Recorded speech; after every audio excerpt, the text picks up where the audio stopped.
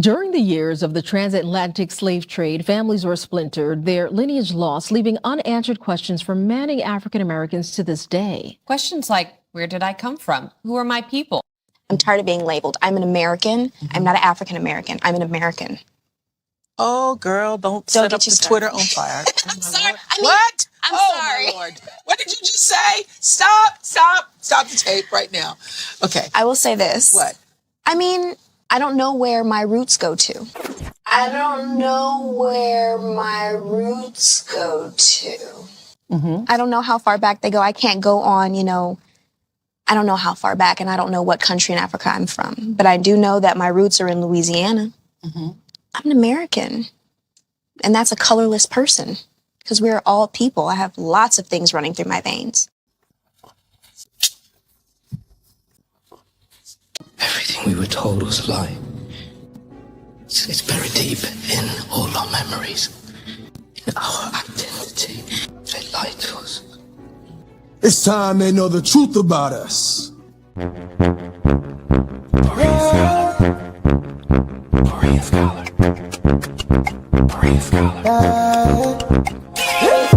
Waking up the people of the Mosaic. Got the knowledge to destroy the lies. DNA, history, open eyes. Walk into the darkness and turn on the lights. Wake up, wake up, wake up, wake up, wake up, wake up, wake up, wake up, wake up.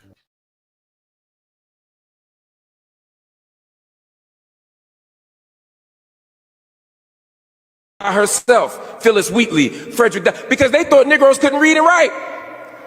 They thought Negroes didn't have the capacity to read and write, and yet they made all the laws to stop us from learning how to do what? Read and write. If we can't read and write, what you trying so hard to stop us for? And the answer is because America has always known what you are. America has always known who you are. America has understood what you're capable of, and they will make you think you ain't nothing at the same time that they exploit your gifts. They'll tell you you lazy and make you a slave. They'll tell you you dirty and have you clean their house. They'll tell you you uncivilized, and we raise their children. They know who you are. But it's time that you listen to who you are, that you understand who you are.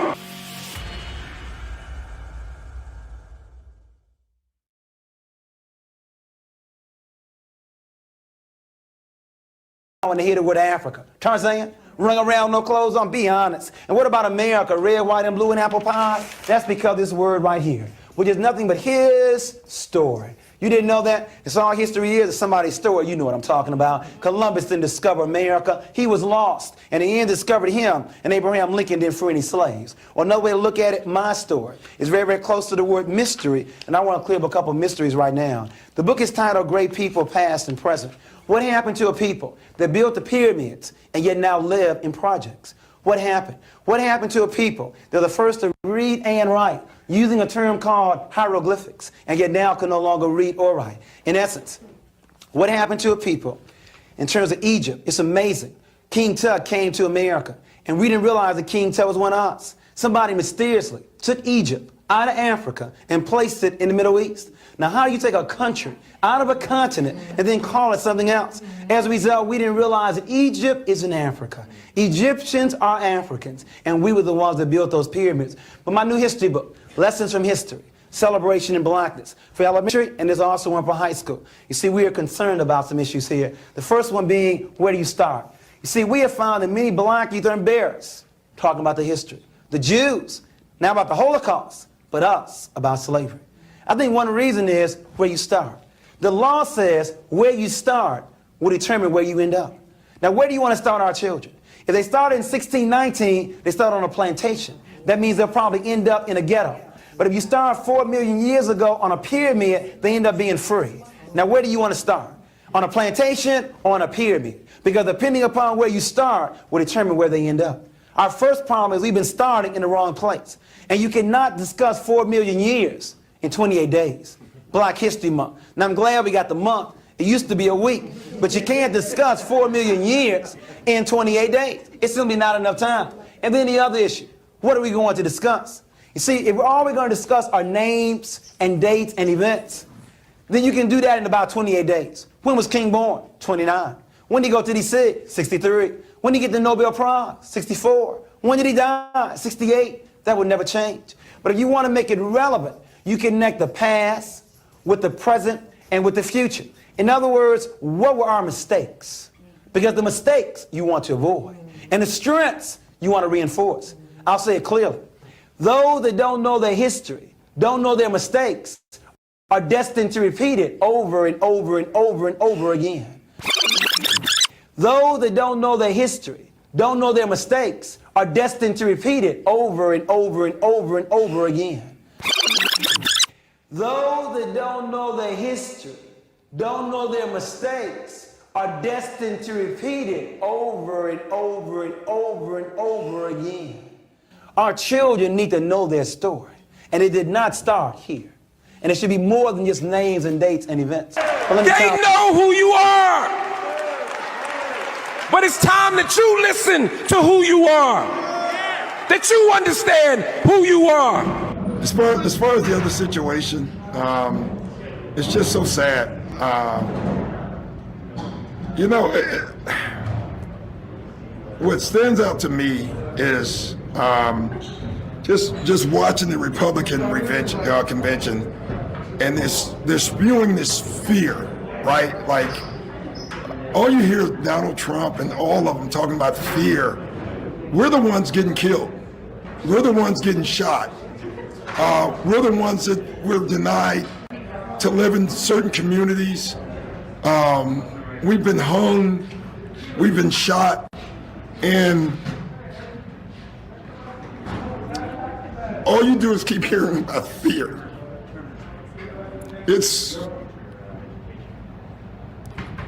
It's amazing to me why we keep loving this country and this country does not love us back. It's amazing to me why we keep loving this country and this country does not love us back. And it's really so sad. Like, I should just be a coach. And it's so often reminded of my color. 5:27 p.m. State police helicopter drops it. There is the explosion. What you're looking at now is a live picture of the water cannons pouring high-pressured streams of water onto the top of the move house.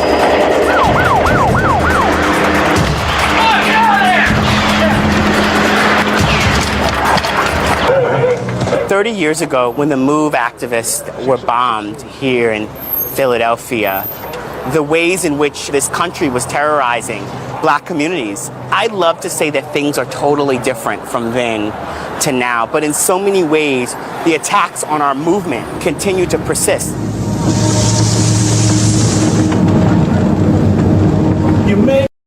For many, Black History Month is a crucial time to honor significant figures and events. But a recent reflection we are discussing today raises a provocative point. After decades, I've realized I've lived through more than 50 years of Black History Month indoctrination. Year after year, the same story is repeated by our schools, our media, and even our religious institutions, a narrow narrative that begins with our arrival on the shores of the Americas and the Caribbean. Don't misunderstand me. We must honor those who paid unimaginable prices to push our people forward. The inventors, builders, and leaders who sacrificed everything to make this country better. Their names and their blood matter. But when the same story is told over and over, it forces a deeper question to rise. Why are we the only people on earth taught to believe we have no history, no homeland, no heritage to claim? After centuries of slavery, abuse, mutilation, and terror, our ancestors were kidnapped, carried to foreign lands, and stripped of their names, their languages, and their customs. Entire systems were built to crush identity, to dehumanize, and to normalize erasure, and many of those systems are still standing today.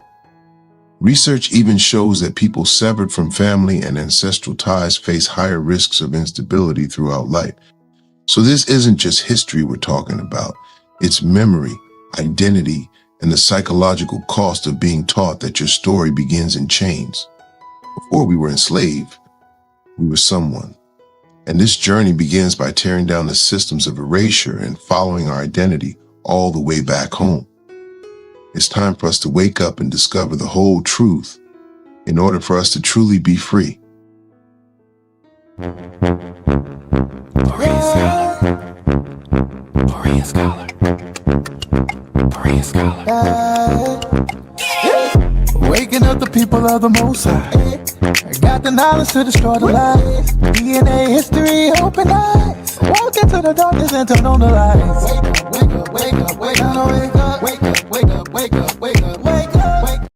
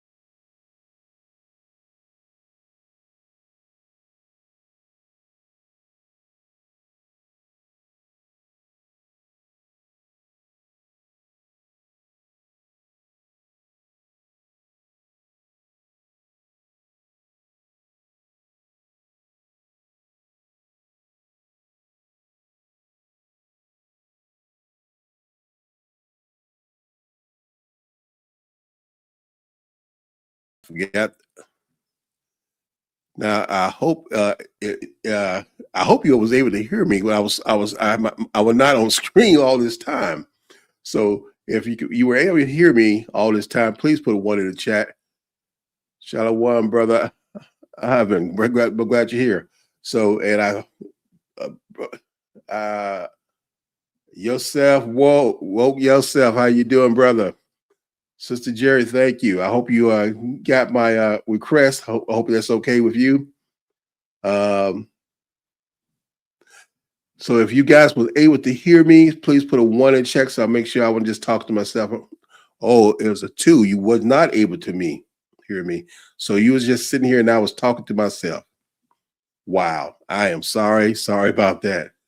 Can you hear me now?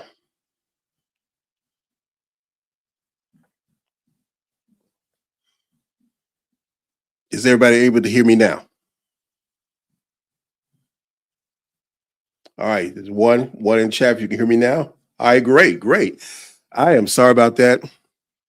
We are, like I was saying, we are here to drop some knowledge for our people today. And everybody who's here are people who are looking for not just to be hearers of the word, but doers of the word. Not just the people who read it and go on to the next thing, but those who rightly divide the word of truth. Rightly reading and digging into the word of truth. And something hit me last night. I'm gonna repeat what I was talking about when I had a great conversation with myself. We were doing a live and a totally different subject last night, and I was thinking about, everybody, I've been receiving comments on my social media, Facebook and all that stuff from friends and family that I know, and they're honoring Black History Month. And just like me, some of you been through Black History Months again and again and again. I've been over 50 Black History Month. So when they do that, I would always drop a video to make them think, not to knock them on the head with the awakening right away, because some people, you can't push things too, just something a little short that I can find that will make them think about the names of Yah. Why, if we're like that I love that little skit I had with Trevor Noah about all the religions in the world and everybody know their name. Why don't we know our name? Just something to make us think, something to make them dig in the word. If we're in this covenant with the Most High, what was actually part of the covenant? What did the Bible say about the covenant? Stuff to make them think. And I challenge you during the rest of this week, this month, when you get those things, use some videos. You share some of my videos. You can share some of Pastor Richardson video or any Pastor Benaya. But use things to make people think. What will make them think that get the mind off the same old? Just like the movie we talked about last time, Total Recall. If something don't jar you from your same old routine, you stay in that same old routine. And tonight, we're hoping to jar some more things. We're going to follow some more clues that I hope that that can help somebody who watched this video for the first time. They will jar you. Thank you guys who was already here. Please hit the like button, share, get the likes up. I received tons of comments from some of our regulars saying that I can't hit the notification button on your lives or on your premieres. They're not letting me do that. Guys, if they're trying to oppress, and they are trying to oppress our channels, the only way we can get past that, if people like you share it. And when I say share, like I'll repost it to my my Facebook. If I see a good one that somebody that Benea's doing, I repost it on my Facebook or on my YouTube. So it gets some other eyes on it. So somebody else to click on it. So it get into another algorithm. So what we try to do is get past those gatekeepers to try to keep the truth from going out. So let's get into it, guys. Let me go put back to my next video. Baruch chapter 2, verses 30 to 32. I know that you will not obey me because you are a stubborn people. But when you are taken into exile in another land, you will come to your senses.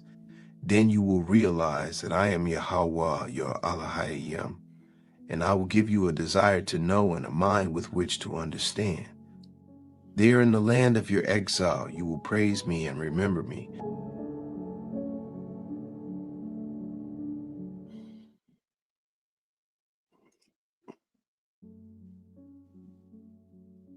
Baruch chapter 2, verses.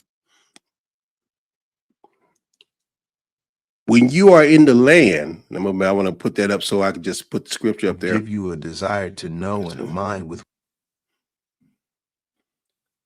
And when you realize that I am Yahweh, your Elohim, and I will give you a desire to know. I will give you a desire to know. Drop a 1 in chat. You remember when you got the desire to know that what was going on. You had a question that, hey, something's going on, and I'm not getting all that I need. I'm in church and it's just not fitting. Right, all the puzzle pieces not fitting together. Do you remember when you got your desire to know? Now, what we are called to do is to pray and to seek the Most High, that we can be conduits, we can be vessels to help others to find that desire. Like I was saying, dropping little hints for people, not beat them on the head, just dropping little hints for people. Some of you have ever been to a restaurant before that serve a little snack, free snack? They usually serve salty snacks, so they get your mouth salted up so you get thirsty, so you'll buy drinks. That's one of those marketing tools they try to get you to. They give you something free, something small, not to fill you up, to get you to buy something else.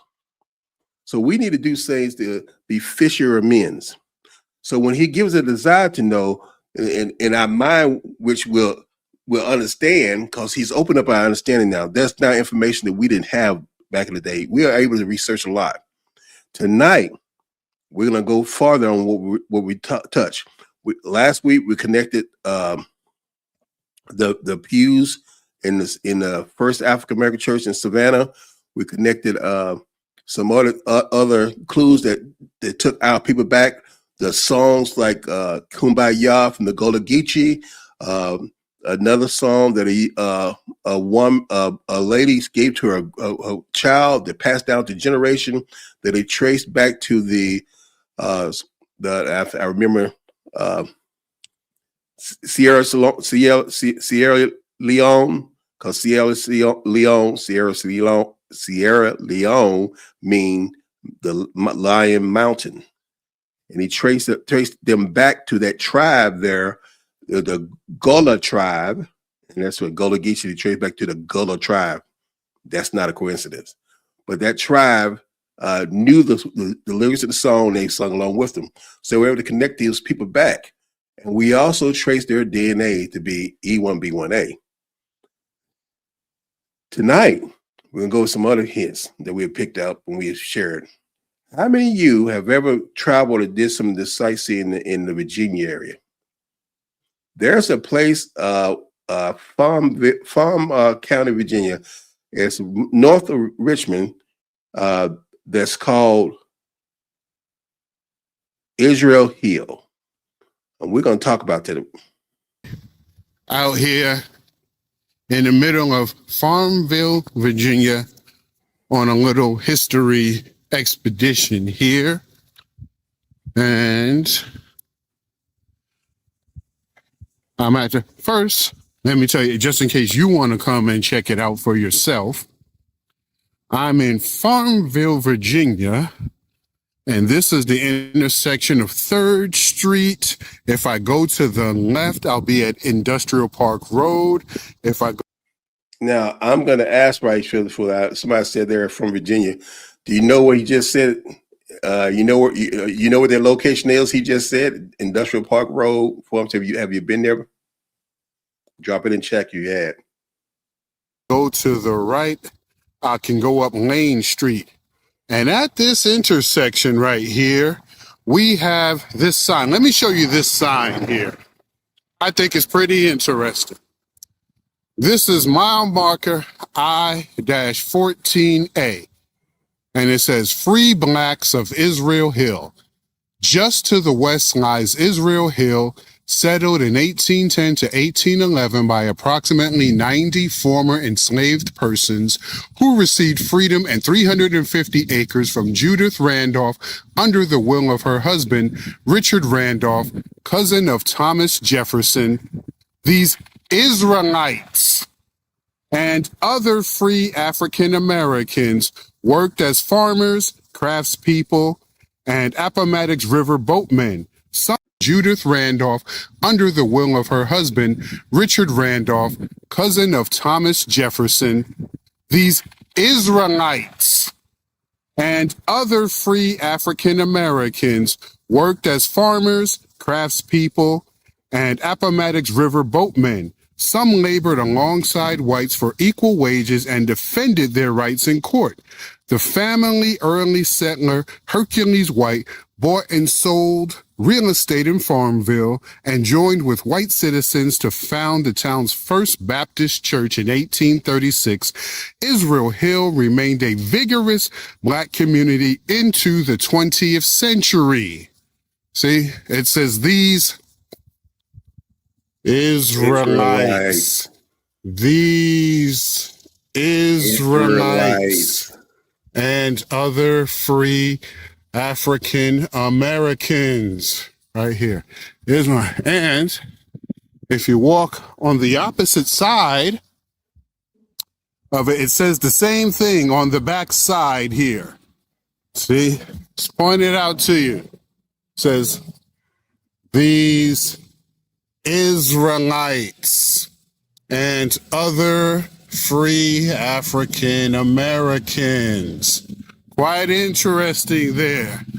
So, black people who know they were Israelites established a community here in Farmville, Virginia. Again, the intersection is 3rd Street. I believe it's South 3rd Street. The intersection where Industrial Park Road goes to the left, Lane Street comes to the right.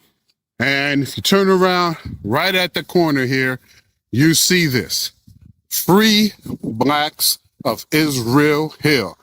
So Israel in Farmville, Virginia. Israelites in Farmville, Virginia. History. Today is what? August 23rd, 2020. Sunday, August 23rd, 2000. Now, I'm going to go back a little bit just to show you something. Let's see, can I get back here? These are freed slave from west lies Israel Hill, settled in 1810 to 1811 by approximately 90 former enslaved persons who received freedom and 350 acres from Judith Randolph under the will of her husband, Richard Randolph, cousin of Thomas Jefferson. Judith Randolph, the widow of Richard Randolph, the cousin of Thomas Jefferson. And these freed slaves named their society Israel Hill. Israel Hill. Let me see. Brother Yosef, how you doing? Shalom alaikum. Shalom alaikum. How you doing, brother? I'm good. Blessed, highly favored. How we doing, brother? We're doing great. You're celebrating this Great Awakening month. That's right. That's right. That's right. With the brethren. That's right. All right, great, That's right. great. Have you been heard about Israel Hill? Yes. Like I said, I spoke with when we had Pastor Kelly on. That's when I was first introduced to him on it was a documentary called Reclaiming the Throne. Okay. I don't know if you've seen it. Yeah, but he was okay. Yeah, he was on there and he was talking about the whole thing about Israel Hill and everything. So yes, I am very aware about the whitewashing. I shouldn't even say the whitewashing, that the hitting. Well, it's it's a crumb that's there that most people just overlook. And it's like we're saying during this month when people looking for things to talk about Black history, it's up to us to point out these things that, hey, Israel Hill, they call themselves Israelite. Why is that? Right. And then at the same time, this is something that is not given to our attention. When we're taught about Virginia, especially here living in Massachusetts, all we know about is the colonies. All we know about is their history. You know what I'm saying? We don't know about our history. You know what I'm saying? Right. So they don't tell us the truth. They don't tell us about who we are. They just go back to, oh, you were slaves. Okay, what were we before slaves? Like, we were just animals? I mean, you know what I'm saying? Like, amen, brother. Amen, brother. Yeah, yeah. Like, and that's our main objective tonight in this month is to give more clues that we can use to show our people that, hey, we're more than just slave. We have a history, we have a heritage, we have a language, and we have in fact, there's clues that will help us find that out. And these settlements in Virginia are some of the things that are going to help us do that. Man, thank you for coming over and saying hello. Go ahead, brother. And Alka, one thing I want to say, we have a book too, okay? It's called the Holy Bible. You know what I'm saying? You know what I'm saying? That's our history book. You're right. They won't give it to us. They won't give it to us. They give it to white Abraham. You know what I'm saying? They give it to white everybody else. You know what I'm saying? But they whitewashed everything. You know what I mean? But when we go back to the Ethiopian Bible and we go back to their remembrance of the people. Amen. It's always us. Amen. It's us. It's us. It is. Like always I said, us. like we had to talk about last time on my testimony. Like on Prince of Egypt, we were black, and Prince of Egypt was produced by those people, the 1948ers. Okay, so why Elijah was now? I guess like they said, you want to hide the truth, put it in the book. Exactly. And see, I'm glad you brought that out, because that's one of those nuggets we can drop to our people during this Black History Month when we post and stuff, like the fact that how can a so-called Middle Eastern looking, what they call him, Middle Eastern looking Moses, hide in a house of a black pharaoh? I'm trying to tell you. You know, I actually got, I'm sorry to cut you off, but I actually got into a discussion with one of my uncles is a pastor now. He's a pastor in a Christian church. And here's the thing, brother. He will not give us Shem. He says we're Ham. He says we come from Ham. And I'm like, okay, that's what Kojic taught you. That's what the powers that be, or the powers that should not be, taught you. Okay. But we know that the Negroes come from Shem. They don't come from Ham. And we have written manuscripts of this truth. So, amen. I mean, I get it. They want you to stay asleep. So stay asleep. How they say, Aka, I can't cast my pearl to swine. You know what I'm saying? Exactly. And well, I know, when I first came into this truth, I was under the delusion that I was a Hamite and I was a Gentile. Yeah. And that's the way I was educated. And the education system was designed to keep us that way. But now we're free and we're breaking loose. Am I? Yeah, and they taught us about Anne Frank. You know what I'm saying? They taught us about Anne Frank. You know what I'm saying? Like, I don't know. Okay. Well, I get it. Like you said, you're waking this up. Just like your intro says, wake up. You know what I'm saying? You're waking this up. We're waking up. We're waking up. That's right. Yeah. Let me give the glory.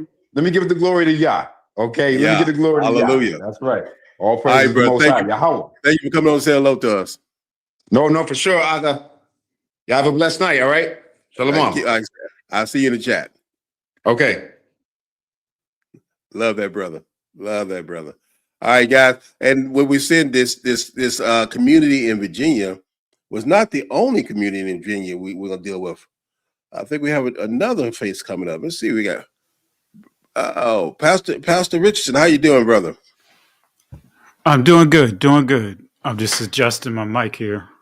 Okay. All right. Let me see here. Can you hear me? Yes, I can hear you fine.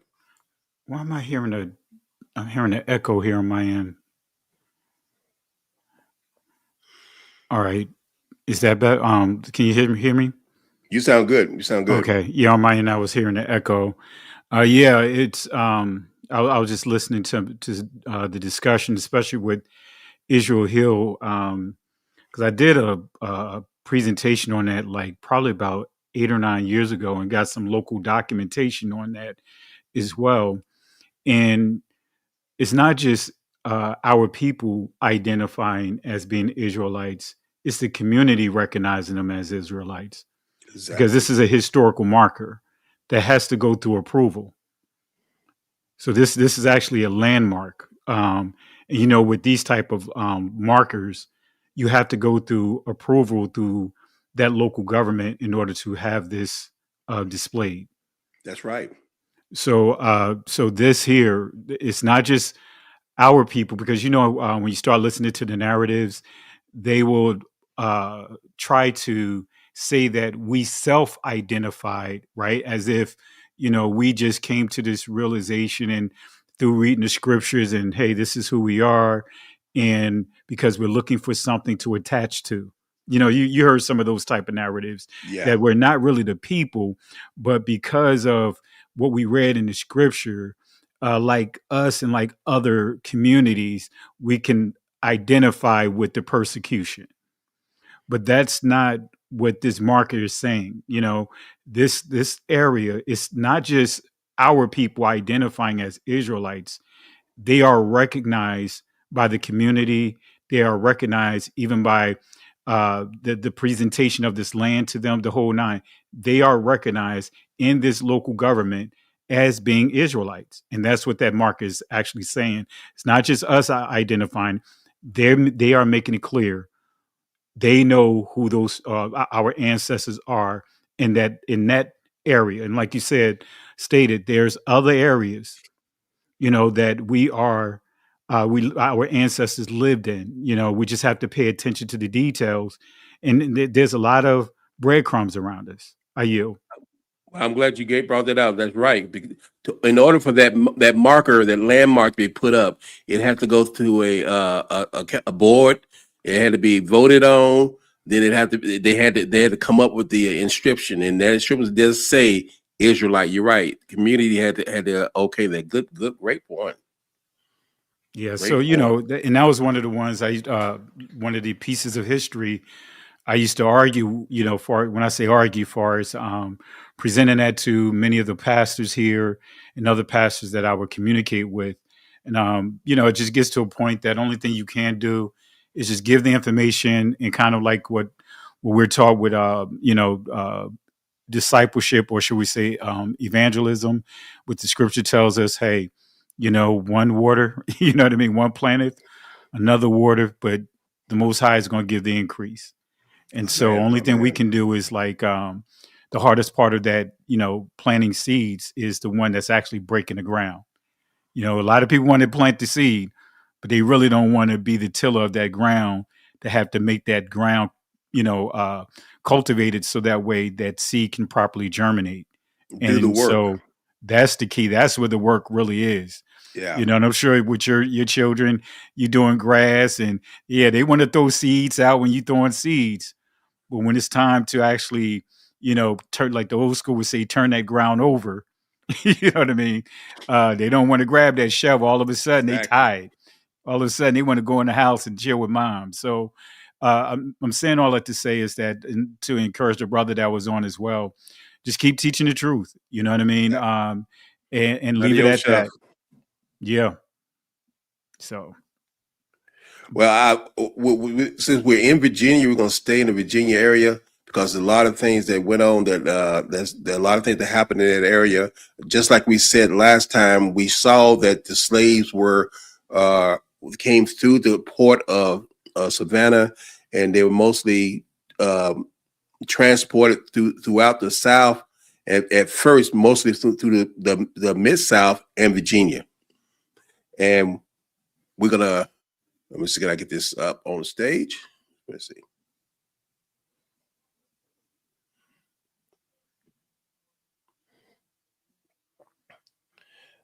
I'm going to bring you up. We're going to keep following these clues. Anybody remember this movie? Leave the World Behind. Leave the World Behind. I think it came out, about 5 years ago. Good movie, produced by, I think one of the executive producers was President Obama. Yeah. But it had a lot of, and he was one of the executive producers, right? Yeah, he was executive producer. He and his wife. It had a lot of clues and a lot of allegories in it. We're going to talk about some of them, and that points to what's the significance of that area. See, can you hear this? Yeah, I'm trying to find my presentation because I did. Can you hear the video? If I made the reservation and Yeah. packed our bags, so it would eliminate most of the reasons to say no. Oh, this is nice. Kids look so happy. The video, the movie about, I'm gonna turn the volume off because I don't want them to. In fact, I'm gonna make sure this is fair use. The movie was about a couple taking a vacation, and they got an Airbnb, and they bought a house, and the owners of the house is supposed to have been taking place in Washington D.C. That's what the movie is saying. But all the things that you see this movie is not pointing to Washington D.C. It's pointing to Virginia. And there's a lot of clues in this movie. So if this is just something that catch you up, if you don't remember the movie, so you remember the movie. These are stars. That ship right there you see coming in is going to be one of the clues. Now, a cyber attack happened, and everything goes wrong. Now, let's go to the next. If I can go to the next one. This is one of the clips from the movie. Point Comfort. There's no Point Comfort in DC. The Point Comfort, as you see, is Point Comfort was actually in Virginia, not New York. It's not in New York. It's Virginia. It's right there on the coast. That's an important part to the story, and is a big clue for us because that was the area where that ship that we saw in the movie, Actually, it's actually Fort Monroe. Fort Monroe. Is that what they call it now? Yeah, it's Fort Monroe. Actually, it's right off of literally off of 64. They just put together a historical display out there as well. But yeah, it's Fort Monroe. In Virginia. With the first, and it's a base out there, old base, but you know some of those old buildings are still intact. But the fact is, in the movie they was setting it like it was set in DC because they went to DC for something had to come back. But this is actually, like you said, Fort Monroe, the Point Comfort area is all in Virginia. Yeah. And do you remember the scene where the husband was trying to drive around and find what's going on? He couldn't get the radio to come on, and the only station that would come on was this station right here. Oh yeah. I made a note of that. 1619. It was a lot of symbolism there, like you pointed out. Yeah, it's just a lot. It's a lot. And then next, when they were out and on the beach area, this ship kept coming in, and the little girl said, kept looking at it, and they said, well, yeah, he's right. The White Lion was the significance of that ship. And I brought this up to bring this up. Anthony and Isabella Negro, one of the first group of enslaved people that came over on the coast of Point Comfort. Their names are listed. That's one of the first, and see, in that now, you know this too, Pastor. When we looked this up first, we knew it was listed at Anthony and Isabella Negro. Now they try to change it that it's Anthony and Isabella. They didn't have a surname, but they list them as their color. So if people try to research this, you might get some different information. But it's important by the last name because it points them back to where they came from and who they belong to. Yeah. Any comment on that? No, you're hitting it on the nail. I mean, that's, when you start looking at, and this is where we get into certain words that they put in place, like instead of the Negro, or what's the other words that you hear, like Moranos, or, they use this word Sephardic, to be a replacement. So that throws you off, versus, when you start dealing with the Spain and Portugal.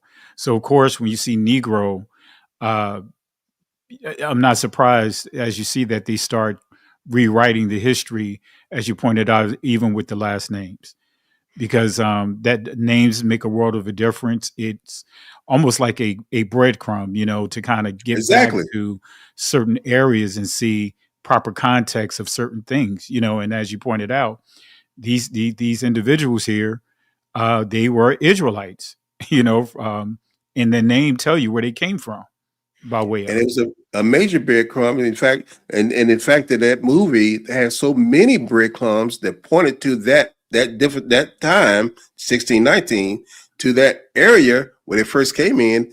And then you can also look up and find the only names on the census that you can find their names, because it's still on the census. You said right here it was recorded African arrival in England, North America in 1619, where you saw the radio, arrived at Port Comfort, now Hampton, Virginia, on the White Lion, the name they use on the oil tanker.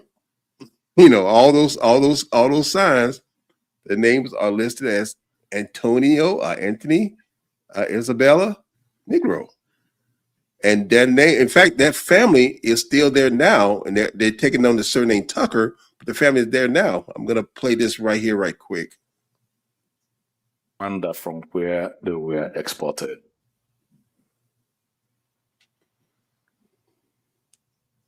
One of those ships was the San Juan Bautista, on its way to Mexico when it caught the interest of British pirates, commanding a ship called the White Lion near Veracruz. And their primary goal was to attack mostly the Spanish ships or any Portuguese ships. So they went to attack this ship in consort with the treasurer, which was partially owned by the Virginia Company officials. And it's those two ships that attacked the San Juan Bautista that originally had 300. Marine scholar, yes. Just real quick, because just for those that are watching, especially for some of you guys that may hear people come up with this nonsense that we're asked questions, where are the slave ships? This video, just if you listen, says a lot, because again, it was those slave ships were also pirate ships. Exactly. They were cargo ships, but then a lot of them transitioned over to pirate ships. But as you see here, there were two ships that actually stole, pirate ships that stole us. And that's what she's explaining here. But I just wanted to point that out as you play in the video for those that are watching. Don't get caught up in that rhetoric of many trying to prove that or disprove that the slave trade didn't occur. The slave war, rather, didn't occur.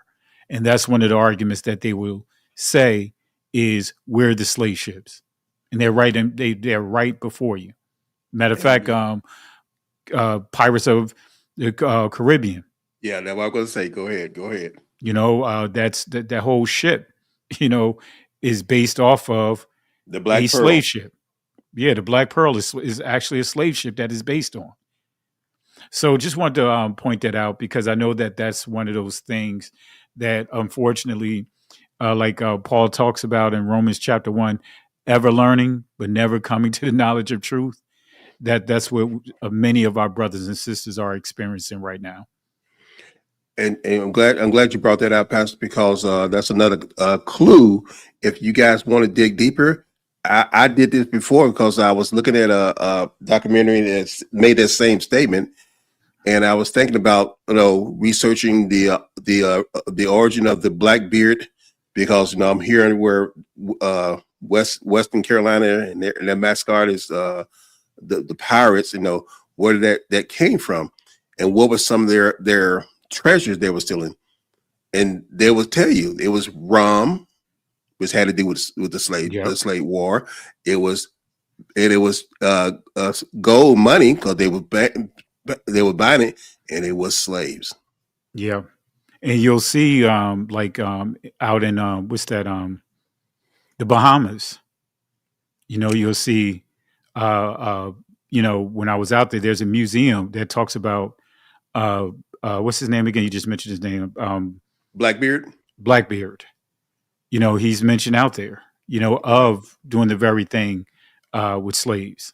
So just, want to, tie that into what you're laying out, the foundation that you're laying out. And I tell you, family, is just so many layers to it.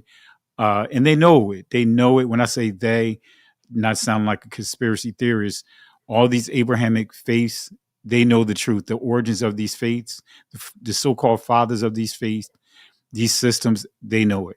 And now it's to the point they're now modifying AI to try to suppress the information because of what's coming out. Exactly. Good point, Pastor. Because if you think about it, just in common sense, we've been given that Disney Pirates of the Caribbean story to show, to romanticize the pirate and how they're good, Captain Hook and all that. But think about it. What was the treasure? What was the most valuable treasure during that time? It was us. Yeah, and see, It was us. when you look at the ship too, and I know that, some of you, some of the people that's watching probably didn't catch on to it, but it wasn't coincidence that you had the White Lion, right? That oil tanker, right, coming to shore. Yes. And when you really study the brutalities of what they've done to our people, they used us also to make oil. That's what they did to what's his name? Nat Turner. They not only chopped his head off, they not only ate part of his, cannibalism, but they also used his body to create grease for their wagons. So yeah, they were using our skin as leather for shoes, for belts, for their purse. They were using our hair to stuff into chairs, for chair cushions. So it was so much that they were doing. But yeah, I just thought to add to what you laid out here. But yeah, they were, when you look at the White Lion, that's the other portion. That's the other part to it, is the oil and how the brutalities of what they were doing to our ancestors, and the things that they were using us for. And like I said, I hope you guys got it. What Pastor said. Now, the movie I put out, that I showed you, they used the name. They even put it in the same area where it landed, and all those signs. I mean, the radio station, all those signs is telling they know what's going on. They know that we're going to find out eventually, and are we ready for what's going to happen during this great awakening? Because they was talking about a great cyber thing happened, but I think they know that when it actually happened, there's going to be something great going to happen. Something tremendous going to happen that's going to cause everybody to stand up and take notice. But let's go ahead. And actually, that's what's happening right now too. When you really think about it, though, Pastor, because even though many were looking at 2019, right, to be, like we were going to literally return to the land of Israel, like the Most High was going to come during that time. But we can definitely say that there was a paradigm shift. It was that occurred in 2019. That's when the pandemic started. Many people don't talk about it, but it actually started in September of 2019. And carried over to 2020. So what did we witness? We witnessed the entire world shut down. What did we witness? We witnessed a paradigm shift. Exactly. And look at how many of our brothers and sisters have been awakened. I think it was either you or Benaiah talked about 2016. And when you listen to so many testimonies from our people, so many came to this truth in 2016. It's like this awakening is, there were other awakenings. Exactly. But this awakening is like none other. The very books that we didn't have access to, now we have access to electronically.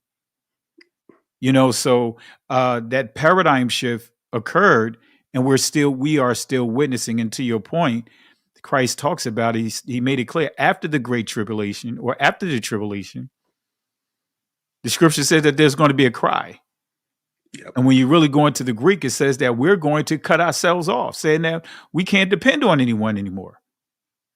And we're seeing that happen right now with this this last election cycle. What are we doing? We're not marching.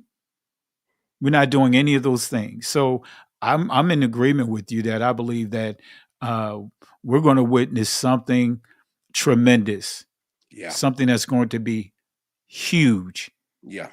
that's going World to be changing. directed towards our community, because more and more you start seeing people coming out of the woodworks, like when we even think about the past 3 or 4 years, right? The Kanye West, the Kyrie Irving, and the Candace Owens, all those guys in family. I know it's going to be always someone that says, "Hey, we can't depend on entertainers." That's not the point. But they took a narrative that was initially a narrative in this awakening, and they pushed it to a level that we never even thought that we would see. None of us anticipated those things. So Kyrie Irving posting, of all movies, Hebrews to Negroes. Yeah. Yeah. And so even though he got ridiculed, and some would say, hey, he apologized, whatever the case may be, we're not in this position. But the point that I'm making is, that helped the discussion. And it was the timing too, Pastor. The time, exactly. So it was what? He posted that during the NBA season where everybody else was shut down. Everybody was focused on them, focused on TV. And he just made a simple post. He didn't add any context. But then when you listen to him, it's like, wait a minute, Kyrie knows something here. Because he said, I cannot be anti-Semitic because I know who I am. So those are the things that you saw, and you see in this awakening. That's the theme. Hey, I can't be anti-Semitic because I'm an Israelite. And he said he even named his son Elohim. So, but not just with him, but you also, even before him in that same timeline, you had Whoopi Goldberg. Remember, she was getting a lot of flack because what she said on The View was, when you're dealing with the 1948ers, they say you're dealing with two groups of white people. Mm. I'm saying it that way because I'm making sure they don't flag you. Exactly. You know how that goes. I got you. So, but he's saying that he said that it wasn't a conflict of a race. It was like, because he said, hey, it was just Caucasians killing each other. That's what she said. And guess what? She doubled down on that. And to go back one more thing, when if you go back on the Kyrie thing, if you hear his testimony, he said that what started the whole thing, he was searching something about Yahweh. Exactly. He was going for the name, the original Hebrew name. Out of the blue, he just wanted to know more about a Hebrew name, not God. But that's what he was searching when he came across that video. So it goes back to the second Barak. He would give us the mind to seek him, to bring us back to him, back to our memory. He would cause it to happen. People were all, like I said, now like they did in 2016 during the pandemic. People are now saying, why is this happening? Why don't we know his real name? They're waking up, and some things are happening to bring these people to the memory. So, yeah, let's get on with this video. Let's see. Here we go. Two ships that attacked the San Juan Bautista that originally had 350 Africans aboard, but almost half of them died during the voyage. And they attacked the ship and took 60 captives off of that ship and then made their way to Virginia. And somewhere along the way, the White Lion was about 3 or 4 days ahead of the Treasurer. And the White Lion, when it arrived in Virginia, it stopped at Point Comfort, and there were supplies exchanged for the captives. 20 or so of the 60 captives were on the White Lion, the rest on board the Treasurer. What was so significant about Point Comfort? Point Comfort was the defense outpost for the Jamestown settlement, protecting it from the Spanish. That's a model of the White Lion. Word spread to Jamestown that there was this new arrival and that the governor should come and have a look-see. So for the most part, we saw the Africans treated as enslaved people. And the reason I say that is in the first 20 people who arrived, there's not a single name recorded. They don't even identify these people by their ethnicity. They identify them by a color. But two names listed as Negroes in the 1623-24 muster, Anthony and Isabella, living in Captain William Tucker's household. They're believed to have arrived as two of the 20 and odd on the White Lion. The 1624-25 muster shows Anthony and Isabel had a child, William, who was back. Now to stop right there, you see on the actual ledger right there, I'm gonna go back. It said that their last name were Negro. They don't even identify these people by their ethnicity. They identify them by a color. But two names listed as Negroes in the 1623-24 muster, Anthony and Isabella, living in Captain William Tucker's household. They're believed to have arrived as two of the 20 and odd on the White Lion, the 1624-25 muster. Right there. Antonia Negro, Isabella Negro. Just want to point that out. Shows Anthony and Isabel had a child, William, who was baptized. He's known as the first African born in English North America. Where's the other one? And this is the Tucker family today. We have come a long way. 400 years later.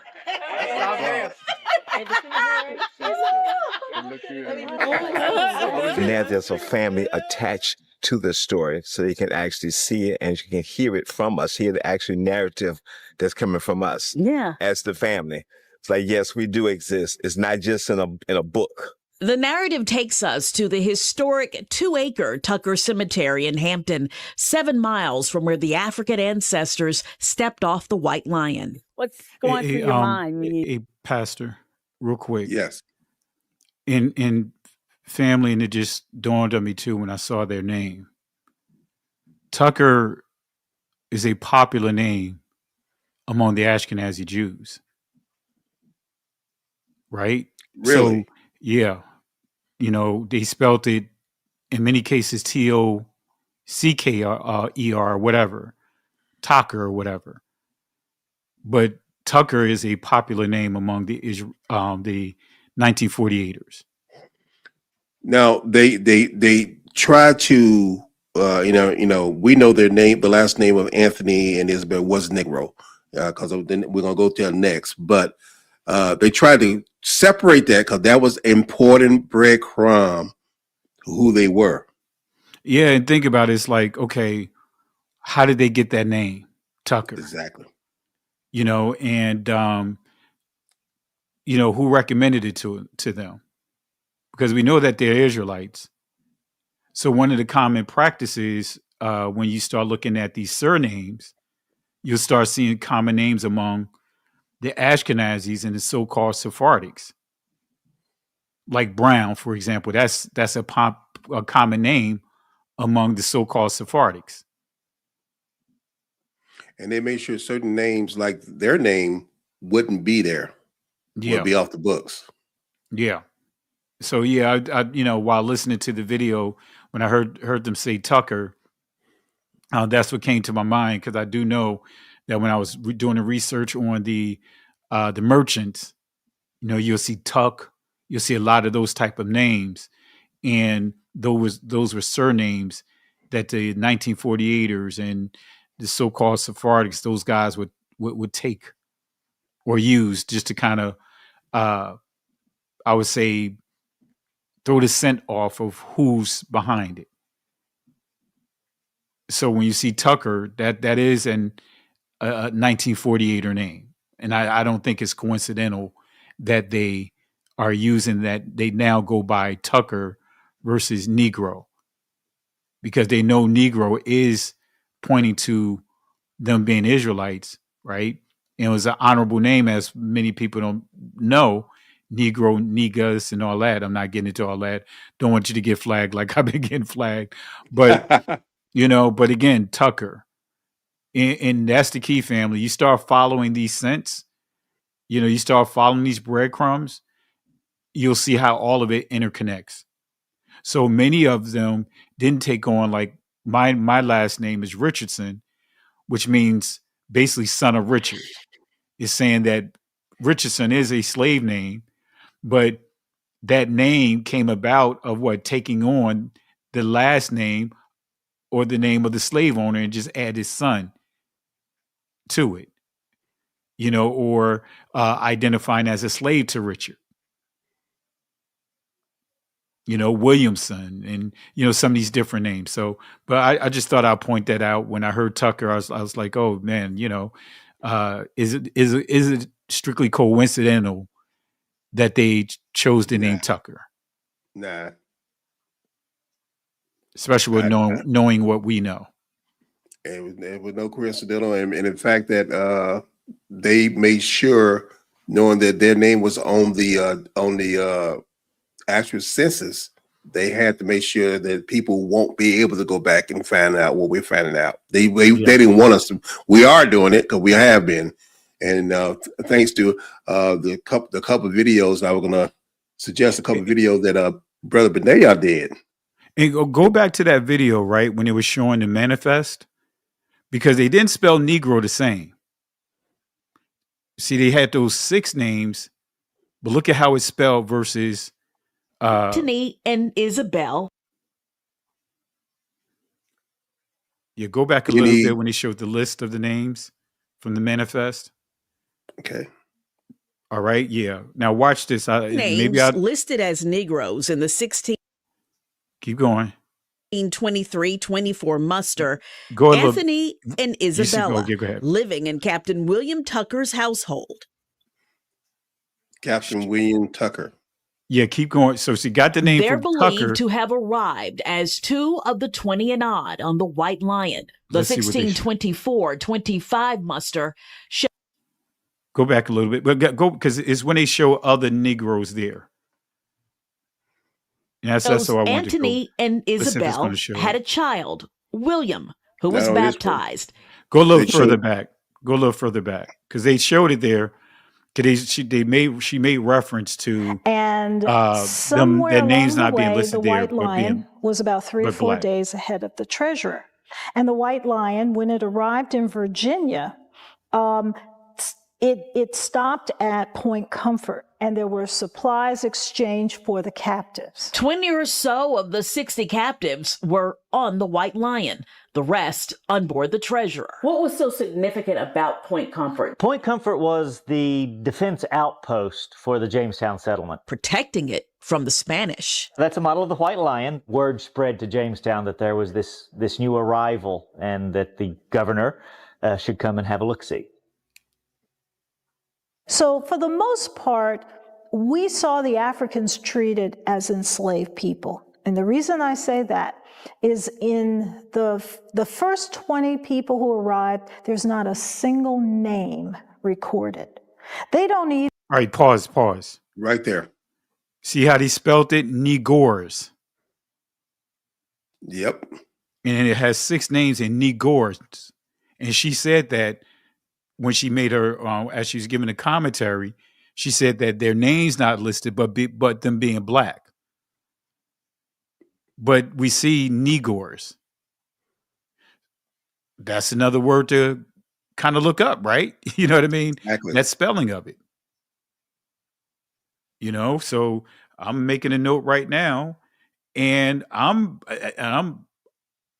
believing that I wouldn't be surprised if we find out Tucker, the Captain Tucker, is part of the 1948ers group. Yep. Because guess what? The 1948ers and those guys owned most of those slave ships in the ports. And guess what? Many of the captains were part of their community. Especially if you study and read the manifest of what's his name? Aaron Lopez, right? Who dominated the slave ports in Newport, Rhode Island. You'll see some 1948er names for the captains as well. And the very fact that they, just like we brought out last night, the people who were doing mostly the slave trade and all the trading were people who put themselves right there in the middle, and they had ship, they were running shipyard. They said that, and they were also owning slaves and doing most of the trading. Yeah. And you're right. So I look at this, if I saw this spelled just one way, like for one person, then you could say, well, maybe it's a typo. But you have 6 people. But then on the same document, you see it spelled Negroes for Anthony. Yeah, going down, it go those spell Negors. And going down to Isabella them.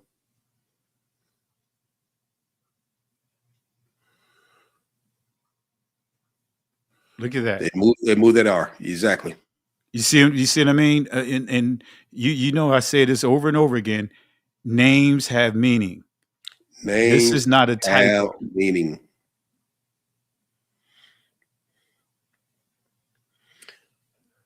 This is a good lead in. I'm a geek family, so I just want to let you guys know. I'm glad you brought that out, brother. That was good. I pay attention to code. So, but yeah, I just thought I'd point that out when I saw that. I was like, oh, wait a minute. That's not, what I see inside this manifest, and you can see that there's 2 different types of spellings, but she made reference to the others, the 6, as being what? Synonymous to the word black. Exactly. The color black. Because she said their names are not listed there, but their color. And we clearly saw on the other bill of sales that names were listed: Antonia Negro, Isabella Negro. So they were listed as their last name before Captain Tucker took over. So I'm kind of curious of what are the names of those 6. They have those names. It's just not listed right here. Right. Is it listed? Would it be listed as originally as what we see here, Negroes? And how would it that you have 8 people with the last name Negroes? But anyway, I'm just just going a little geek mode. The analytical. Well, you did exactly what I challenged the chat to do. You dropped the nugget to call all of us to say, I need to go look that up. I need to think. Pastor Richard just did a great job of showing us what we need to be doing in this great month of awakening to our people who are, celebrating posting things for Black History. We're not knocking down Black History. We're supporting, but to go beyond just our heroes and our great people who sacrificed their life, to let them know, hey, what's this beyond this? How about this ship that came in Virginia? What do those names mean? What's the meaning of those names? Now I'm gonna have to refer to our your cousin. He did 2 or 3 documentaries on their family. I'm gonna show a clip of one of them that show you why that name had to be changed, and they didn't want them to be. They didn't want their family to be called Negroes now.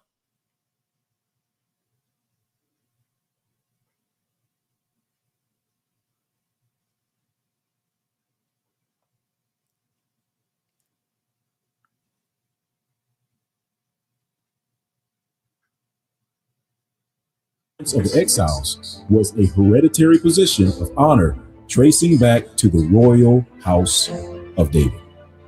Yahya. The 2 sons of the martyr Rosh Gola of Babylonia, Hezekiah, fled to Spain. They came under the protection of Yosef HaNagid bin Shamli.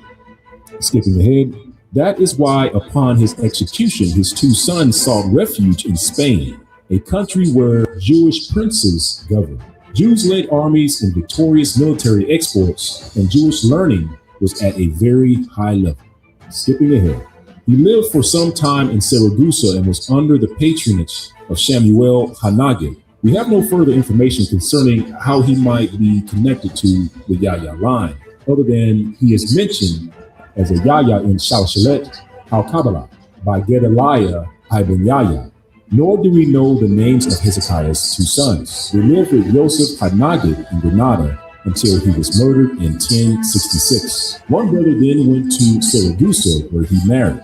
His descendants became prominent in Aragon and surrounding areas. The other brother went north and then westward. The next name in his line that was confirmed is his son, Chaya, which we can find on the lineage of Yahya, listed as number 45. And the next reference reads, the two sons of Hezekiah fled to Spain and gave rise to the Ibn Yahya family.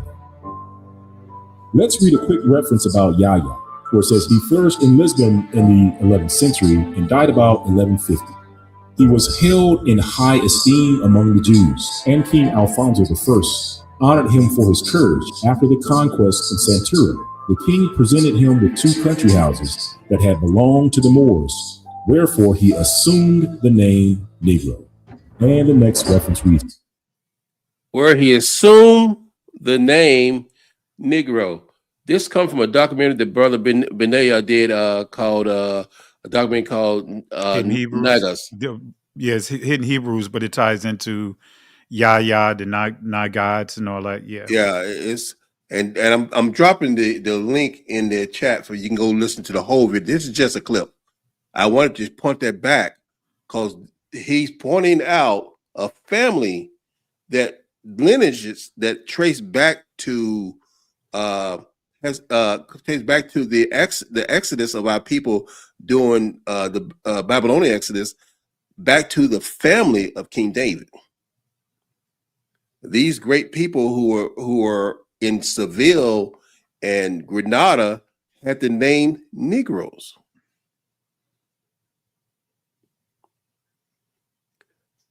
Who was the name of the two people that came over the ship? There was and we also know we talked about that last time, that there was a great migration of people forced out of Portugal and Spain, brought down to the west coast of Africa. Then they ended up coming across to America. And we heard what happened to those ships when they was coming across. They were attacked. Pirates got them.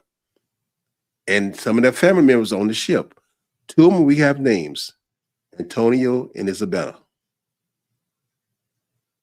Now, I just want to play that clip to let you say that. I hope you guys, if you haven't seen it, you'll go back and look it up. The link is in the chat. There's a lot of breadcrumbs, guys, that can link us back to where we came from. And just like going back to that, and I'm glad you brought it up, pastors, that mile marker that was put up by the Chamber of Congress, whoever had a vote on it, or the Senate, or wherever, they recognized that they were Israelites. They did a movie and dropped clues in it about the white line, about 1619, because we are somebody past 1619. Those names that's in the records in Virginia, the first names, and I'm glad you was there because I didn't pick up that. You picked that one. I didn't pick up the way they spelled the names on the ledger. Their last name was spelled different. Their last name was spelled just like Yahya's last name. Any more comments, Pastor? Oh, no, you hit it on the nail. You hit it on the nail. I want to get a shout out to Sister Carol. Thank you, Sister Carol, for your support. What you do, help us do what we do. Thank you for your support. And for those of you who are there, please show us some love, give us some likes. Those of you who are online, your likes, your shares, you're hitting the hype button. That helps us get past those blocks they put on us. For those of you who have been experiencing those not able to get the notification or not able to share our join, if you would also share this on your social media or your YouTube, that will help us get past that. We can blow past those gatekeepers because we need to get the people today to see these things so we can wake them up. It's time for us to wake up as a people and to come together to do this. But yeah, I was out today. I wanted to point it out because that area, your area, is a hotbed, Pastor. I know that was also where you are. Was the actual capital of the Confederate.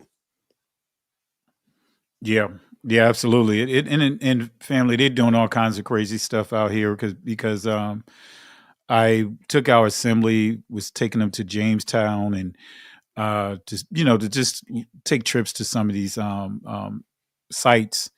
And one site we went to, they literally created a site to try to give the impression that it had kind of like an historical context to it, association with it.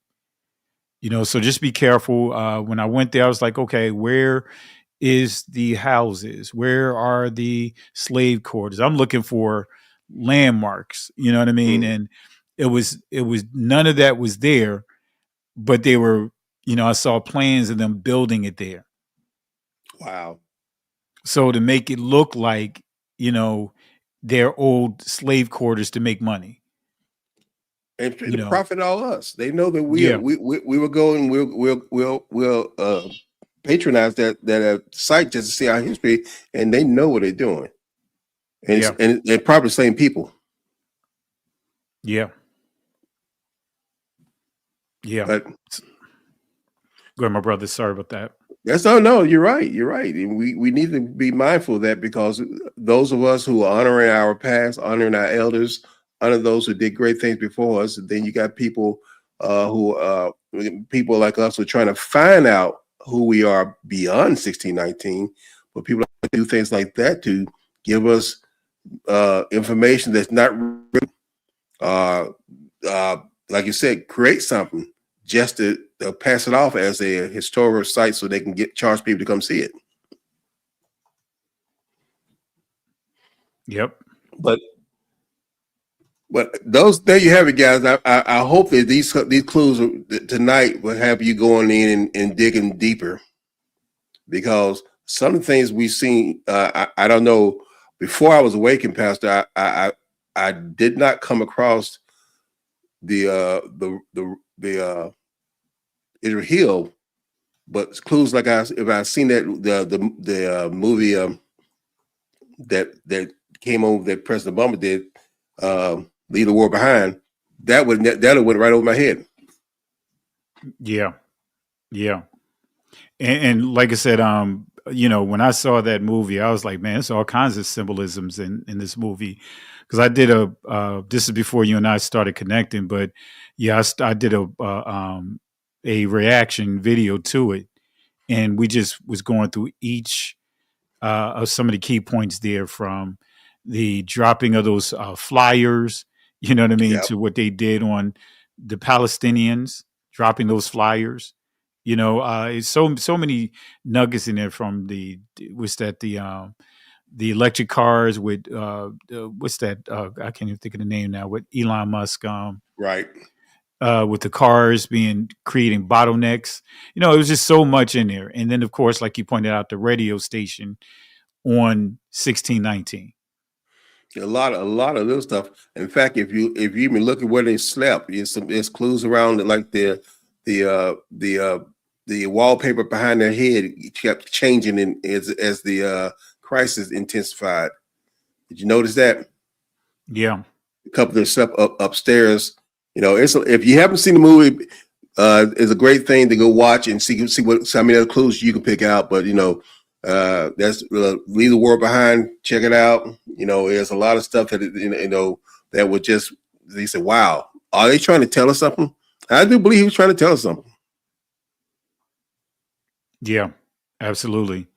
And so, like I said, family, watch the movie, but again, to really go back and watch this video and do some research so that way you can properly understand what you're seeing in the movie. Because if you don't understand its history, it's going to look like a regular movie.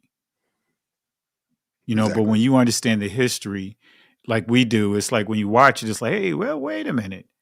All the way to the the father and his daughter sleeping downstairs. Yeah. While his white couple living in the main portion of the house. And look at what color. Like and look what color was. It was it was a white house, right? You know what I mean? You see the symbolisms in it, but and even when they came back, where did they reside at? They came back they went back to the same place. It's like the economic arrangement. Who was more well off?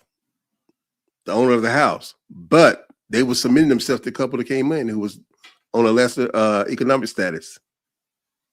Yeah. So a lot of things. So great discussion, man. I want to thank the guys for coming and being a part of this, man. This is what we're doing to wake up our people, and I hope that a lot of people get a chance to hear this. That it caused somebody to think, somebody to say, like Arsenio Hall, you say things to make you go, Oh, Sister Carol came in. Hello, Sister Carol. She was out running. She said she was out running the street. So